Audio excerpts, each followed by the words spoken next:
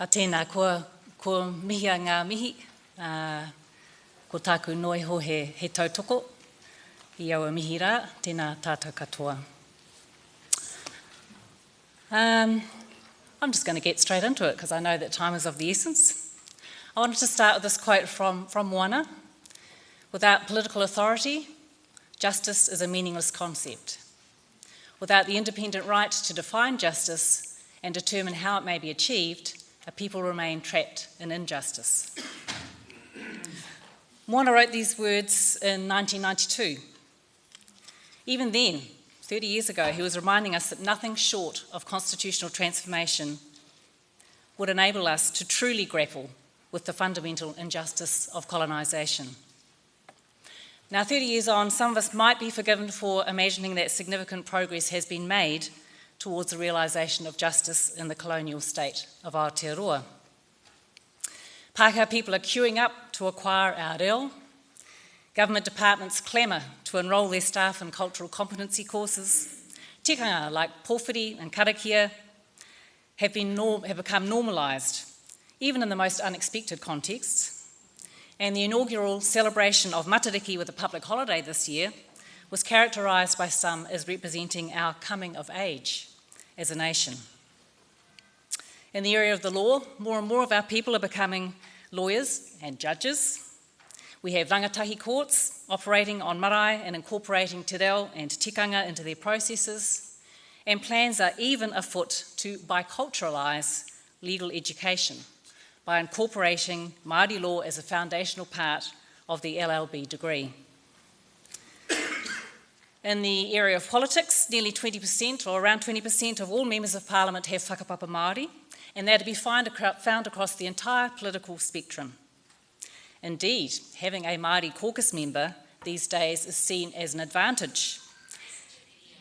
It's barely 2 years since the Deputy Leader of the National Party wrongly attributed whakapapa Māori to one of their own, in what some of you will remember as an excruciatingly crass attempt to tick the diversity box.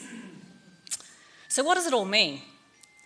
Many of you will have seen the documentary that we played a clip from just a moment ago, and you will have heard that response from Moana to her question.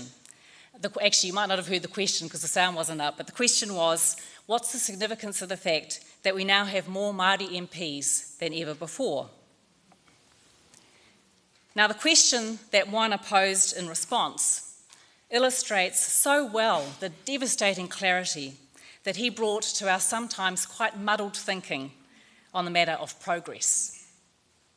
Can the sorts of developments that I was describing just before rightly be regarded as incremental steps towards the achievement of fundamental change, or do they serve merely to consolidate the injustice of colonisation?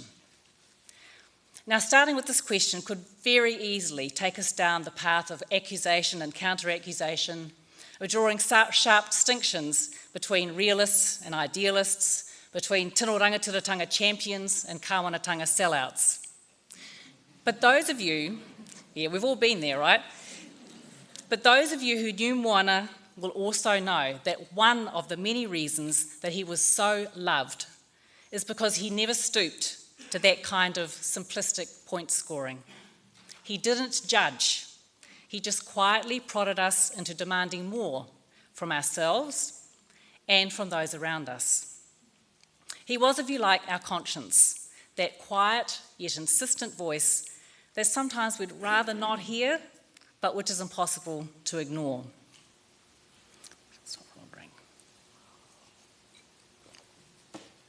Because the truth is, of course, that we're all guilty of participating in incrementalism. And how could it possibly be otherwise? Like anyone trapped in an abusive relationship, we are forced to play along with the rules set by the abuser simply to survive. One of the most soul-destroying things about colonisation is the way it makes all of us complicit in its maintenance, one way or another. Now, I want to give you an example that's close to my heart. I work at Te Wānanga Ōraukawa, which was established in 1981 as a centre of higher learning for the 3 iwi of the Art Confederation, otherwise known as Te Atiawa, Ngāti Raukawa and Ngāti Tuarangatira. Te Wānanga o Raukawa was established as an extension of the iwi planning strategy, Whakatupuranga Ruamano. And this project had been realised, or had been instituted in 1975, I should say, after the three iwi took stock of our situation and realised that we were teetering on the brink of cultural extinction. Colonisation had done its work particularly well in our part of the country, almost completely severing the threads that had formerly woven us together: land, language, tikanga, even whakapapa itself. Whakatupuranga Ruamano was an expression of resistance, our collective refusal to go quietly into the night. Te Wānanga o Raukawa was a demonstration of tino Rangatiratanga. It was an assertion of our determination to take control of our future. It operated independently of the Crown for 12 years, supported by the tireless work of our own people and by the humbling generosity of tikanga and reo exponents from other iwi. We were largely free from Crown interference. We were also unable to access funding to support our students or our academic provision. Our taxes, instead of being used to support our own educational initiatives, were being siphoned off by the Crown to prop up an irredeemably racist state education system that had failed Māori since the day it was established. So, in 1993, nearly 4 years after wānanga had been established as a category of tertiary education institution under the Education Act 1989, Te Wānanga o Raukawa made the difficult call to become a wānanga within the terms of the Act. This was a hard decision. We knew we couldn't impose on the generosity of others forever in order to offer our programs. We also knew it was pretty unreasonable to expect students to study with us when they were unable to access the kind of financial support that they would receive if they went to other institutions. But there was quite a lot of anxiety about the impact that this decision would have on our independence. The last 30 years of experience have confirmed that we were right to have been concerned. The moment that we became a wānanga under the Education Act, we also became a tertiary education institution and, hey presto, a Crown entity in that moment. Now, our relationship with the Crown has been pretty strained over the years.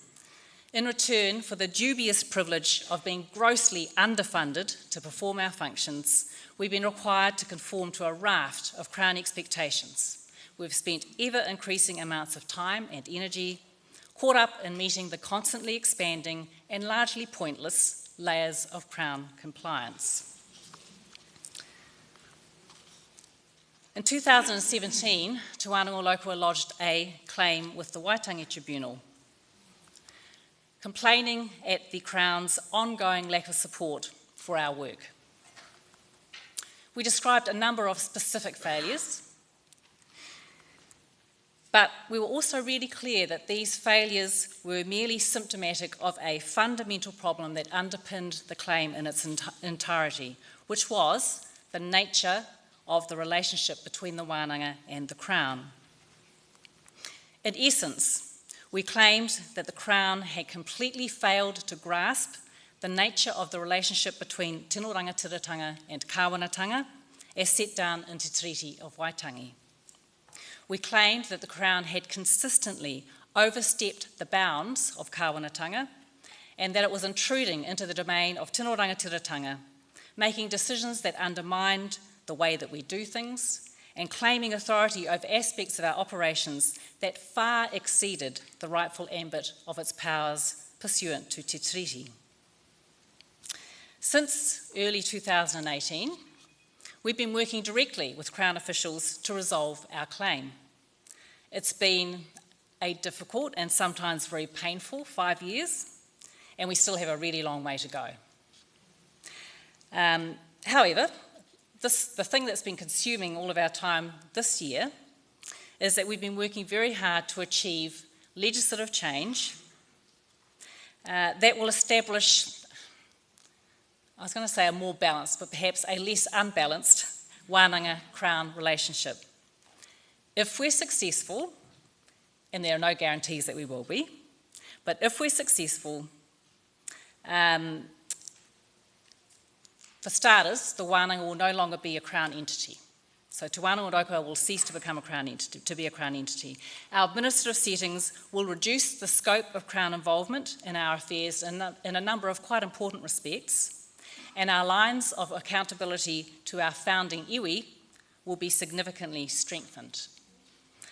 We've recently shared these proposals with our founding iwi, with staff, students, kaiawhina, with others in the Māori education sector, and the response has been overwhelmingly supportive. Okay, so that's my example. Question, is this incrementalism? Without question. Without question, that's what it is. We are tugging at the threads of our legislative straitjacket, trying to create some wiggle room. Is it consolidating the injustice of colonisation? Absolutely. There's no escaping the fact that that's exactly what it is. To begin with, we were forced to lodge a claim with the Waitangi Tribunal before the Crown was even willing to enter into discussions. As Jane Kelsey so aptly noted 30 years ago, the Tribunal is a moderate option which provides a catharsis for Māori discontent without undermining Crown authority. If anything, it bolsters that authority by allowing the Crown to project an image of Te Tiriti compliance while in truth demanding very little of it. Now, none of that is a criticism of the Tribunal and the members of the Tribunal who do extraordinary work. It's a criticism of the structure and the way it's set up. We've developed a constructive working arrangement with Crown officials over the past few years, but no amount of goodwill at a personal level can alter the fact that the Crown sets the parameters of the discussion. There are some matters that are open for discussion. There are others, for example, why the Crown should have a monopoly on designing and implementing educational policy, or why it gets to determine how our taxpayer funds are allocated. Questions like that are, frankly, beyond the pale. In order to make the changes that we've agreed upon, we are wholly reliant on the legislative process, with all its peculiarities and its mind-numbing array of requirements. So, by the very act of continuing to work within the constraints imposed on us by Kāwanatanga, we legitimate a set of constitutional arrangements that are in direct breach of Te Tiriti o Waitangi. The irony of being forced to rely on Kāwanatanga to achieve our short-term goals is not lost on us. However, that doesn't mean that we should simply succumb to the logic of the coloniser. We're really determined to remain clear-eyed about what we're doing and why, to keep our eyes firmly fixed on the horizon of Tino Rangatiratanga, even as we are being forced to compromise our position in the present. Now, it's kind of a form of schizophrenia, if you like. And I don't have a manual of instructions on how to achieve this without going quietly or noisily mad in the process. But the following pointers have helped our team remain on track. Firstly, being unflinchingly honest about what it is that we're doing. We are, within a set of rules designed by and for the coloniser, playing their game to secure the least worst outcome currently possible. There's no point deluding ourselves that we are achieving Tino Rangatiratanga, because we're not. We are merely trying to curtail the reach of a rampant kāwanatanga. Secondly, holding ourselves to account. Our team is made up of people who feel an enormous sense of responsibility to uphold the legacy of Whakaputanga Rua Mano, that iwi planning strategy that was instituted in 1975. We're all children of that project. We were all kids when it kicked off. We have an enormous sense of responsibility to ensure that our every move is consistent with the thinking that created Te Wānanga Ōrākau. The very last thing that we want to do is to unintentionally create further barriers to the achievement of our ultimate goal, which of course remains the restoration of Tino Rangatiratanga. we're constantly checking in with each other about the implications of our decisions. Ooh, and that's too far. Thirdly, holding the Crown to account. While building good personal relationships is key to making progress, and we've done that, there's no point telling Crown officials that we're there when quite clearly we're not.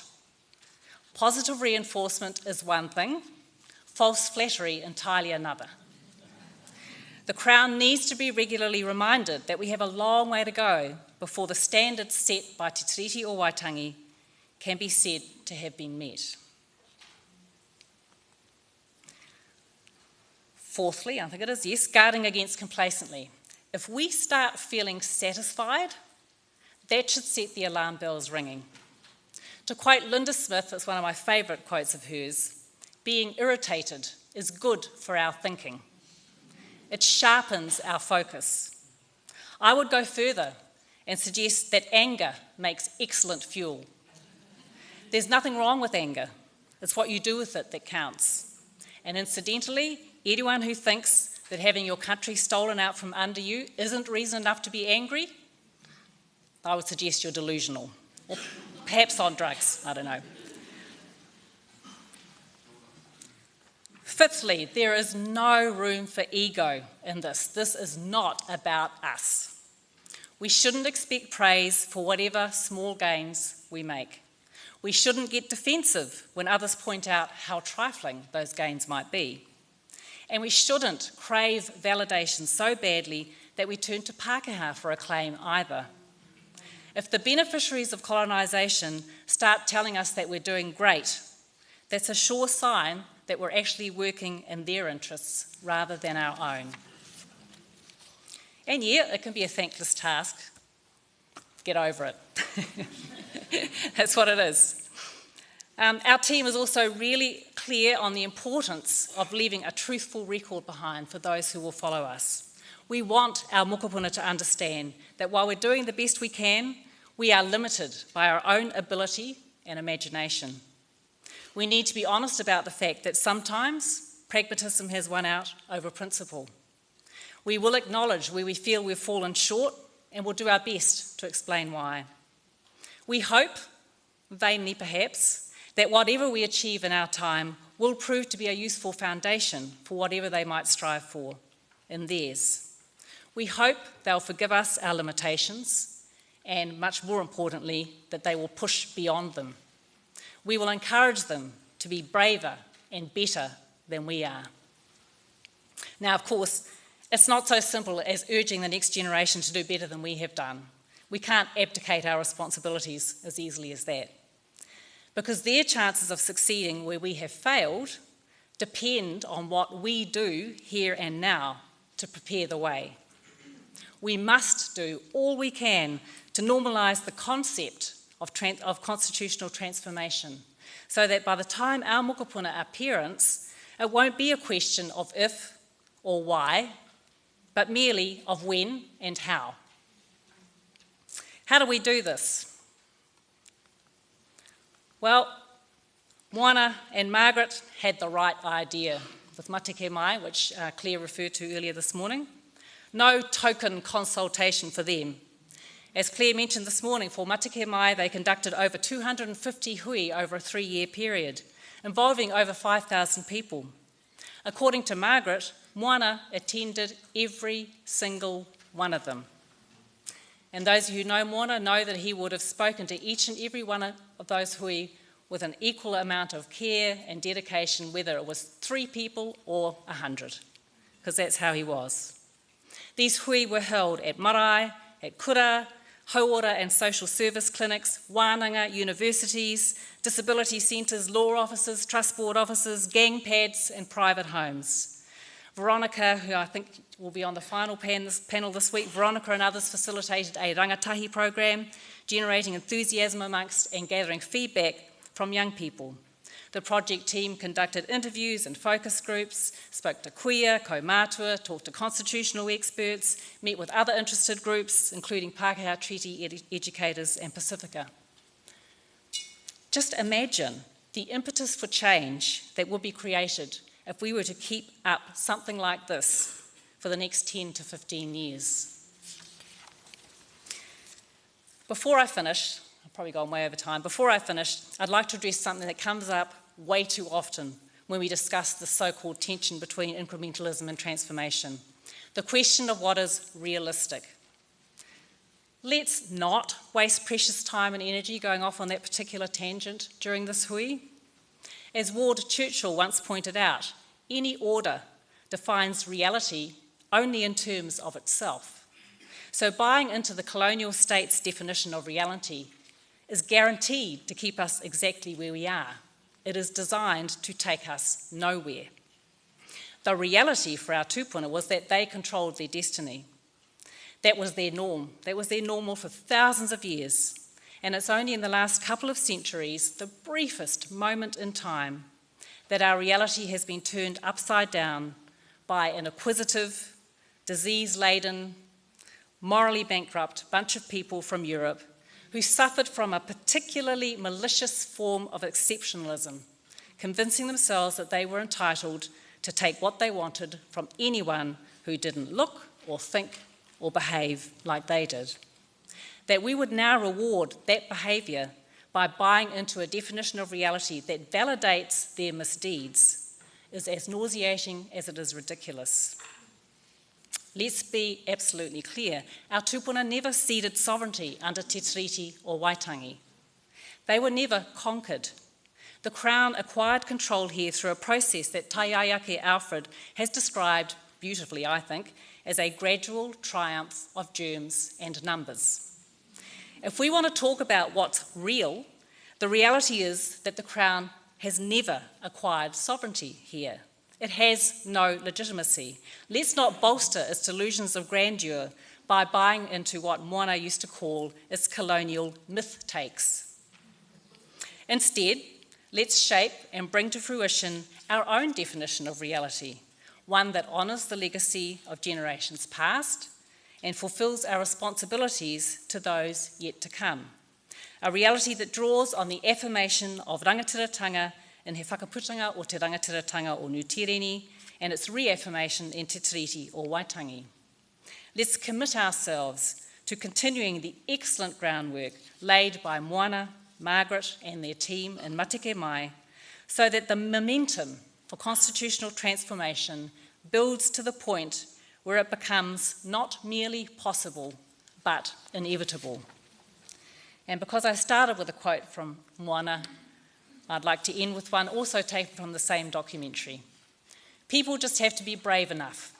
And if enough people can be brave, if enough people can unlearn racism and injustice, then we can actually build good relationships in this country. We can reclaim what Te Tiriti promised. Tēnā tātou katoa.